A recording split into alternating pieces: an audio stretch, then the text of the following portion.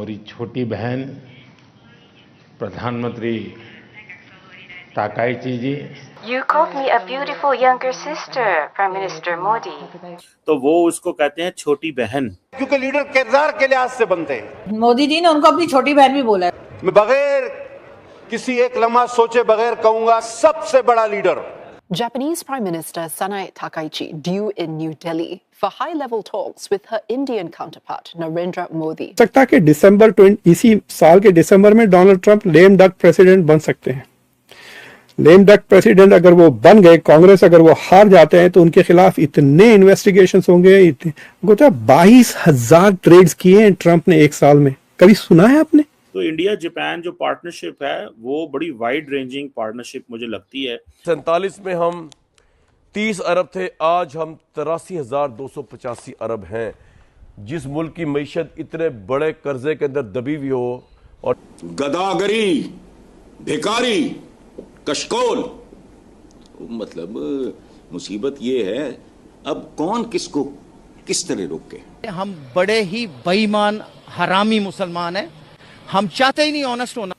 22,000 stock trades उसने जो submit किया है एक साल के बाद, ये पाकिस्तानियों को समझ में नहीं आएगा ये बात। इंडिया का जो मोदी है ना, वो मैं कहता हूँ हम लोगों के पाकिस्तान के जो सरबराह आते हैं ना, हमारे जो वज़ीर आज़म बैठते हैं, इनसे बहुत बेहतर है। उसने अपने मुल्क की एक एक चीज़ एक्यूरेट रखी हुई है और बहुत बेहतर तरीके से चला रहे हैं।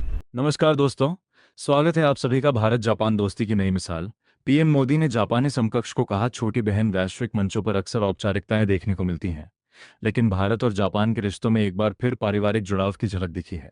भारत जापान की 16वीं वार्षिक शिखर बैठक के बाद आयोजित एक प्रेस कॉन्फ्रेंस में प्रधानमंत्री नरेंद्र मोदी ने जापान की प्रधानमंत्री सानाए ताकाइची को छोटी बहन कहकर संबोधित किया। हैदराबाद हाउस की वो प्राइवेट बातचीत शुरुआत में इस बयान को महज एक भावुक टिप्पणी माना जा रहा था, लेकिन इसके पीछे की असली कहानी हैदराबाद हाउस में हुई दोनों नेताओं की एक निजी मुलाकात से जुड़ी है। शिंजो आबे का संदर्भ। बातचीत के दौरान जापानी पीएम सानाए ताकाइची ने बताया कि जापान के दिवंगत पूर्व प्रधानमंत्री शिंजो आबे उनके बड़े भाई की तरह थे। भाई का रिश्ता। उन्होंने आगे कहा कि शिंजो आबे और पीएम मोदी के बीच बेहद करीबी और गहरे व्यक्तिगत संबंध थे। इसी आत्मीयता के नाते वह अब प्रधानमंत्री मोदी को अपने बड़े भाई के रूप में देखती हैं। मोदी का जवाब। अपनी जापानी समकक्ष की इस भावना का सम्मान करते हुए पीएम मोदी ने भी उन्हें सार्वजनिक मंच से अपनी छोटी बहन स्वीकार किया। कूटनीति से परे अटूट बंधन। यह घटना केवल दो देशों के प्रमुखों की मुलाकात नहीं, बल्कि इस बात का प्रमाण है कि भारत और जापान के बीच के कूटनीतिक संबंध अब एक पारिवारिक और गहरे भरोसेमंद रिश्ते में बदल चुके हैं। ताज़ा दृष्टिकोण। मीडिया रिपोर्ट्स के मुताबिक दोनों देशों की यह आत्मीयता आने वाले समय में वैश्विक राजनीति और व्यापारिक समझौतों को और मजबूती देगी।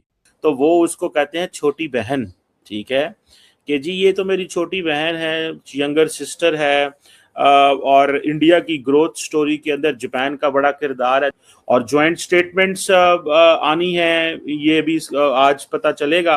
बहुत सारी आर्टिफिशियल इंटेलिजेंस के ऊपर, डिफेंस प्रोडक्शन के ऊपर, इंडिया का फोकस है जी डेवलपमेंट प्रोडक्शन, कि हम मिल के प्रोडक्शन किया करें, ठीक है जी।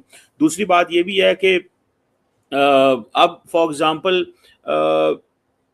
जैसे वो कह रहे हैं कि जी हम 10 ट्रिलियन येन जो हैं वो इंडिया जापान से लेना चाहते हैं। तो इंडिया जापान जो पार्टनरशिप है वो बड़ी वाइड रेंजिंग पार्टनरशिप मुझे लगती है। अब ये जो मौजूदा वज़ीर आज़म जो आई हैं, she is here just because उनको पता है इंडिया बड़ी मार्केट है।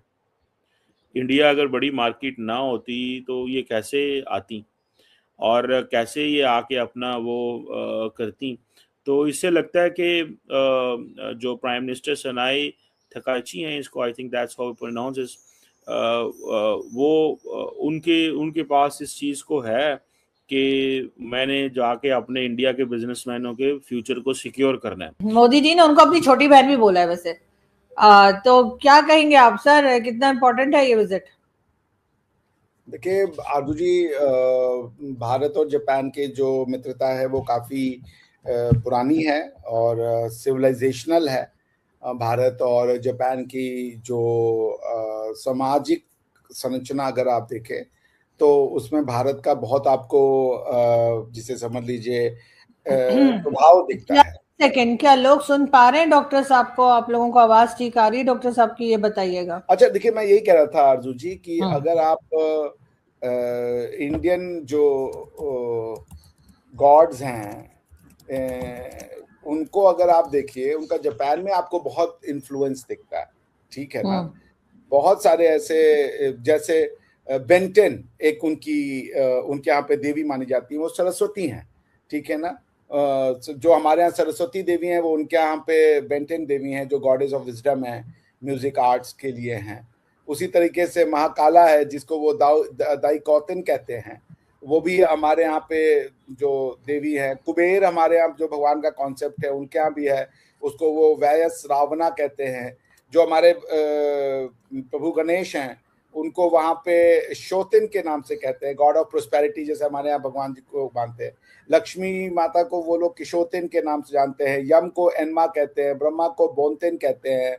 तो जो भगवान शिव हैं, उसको वो लोग महेश्वरा कहते हैं। आप सोच लीजिए, इतनी सिमिलैरिटीज है।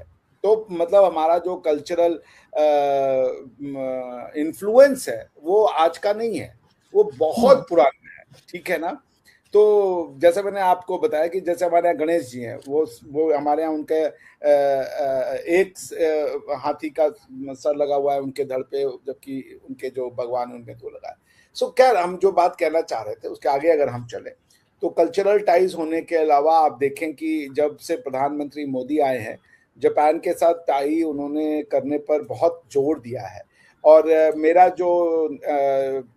जो पैतृक घर है, जिसको वाराणसी यानी काशी भी कहते हैं, तो प्रधानमंत्री जी अभी जो हमारे मोदी जी हैं, उनका जो संवैधानिक क्षेत्र है, जो कॉन्स्टिट्यूएंसी है, उनका जो लोकसभा क्षेत्र है, वो भी वाराणसी है। तो वो वाराणसी से लोकसभा के एमपी है और वहीं से वो प्रधानमंत्री भी है।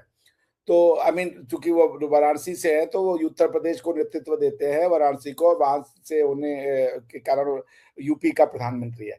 तो आप ये देखिए कि जब मैंने एक बार एक कहानी सुना था, कोई जापानीज प्रोफेसर स्कॉलर बता रहा था कि एक बार जब ये जो आबे साहब की जब डेथ हुई ना, उनको, आपको पता है, उनको एक आतंकवादी ने गोली मार दी थी। शिंजो आबे साहब की डेथ हो गई थी और उनका ना 40वां या 50वें दिन पे लोग एक प्रोग्राम करते हैं। मोदी जी की जो नेतृत्व है, उसकी खास बात है कि वो चीजों में मानवता, जिसको ह्यूमैनिटी कहते हैं, ह्यूमन एंगल डाल देते हैं, जिससे कि लोग काफी उनसे प्रभावित होते हैं। वो मानवों के हृदय को छूने का, जिसे समझ लीजिए, जो कला, जो उनकी गुण है, वो जानते हैं।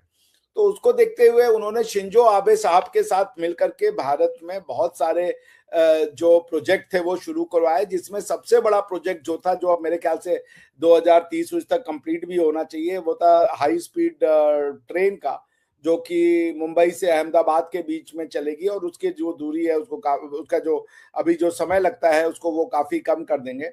तो इसको देखते हुए ये जो अभी हमारी जो जापानीज पीएम अभी इंडिया में है, तो उनको देखते हुए ये तो काफी इम्पोर्टेंट वो है, जिसे कह लीजिए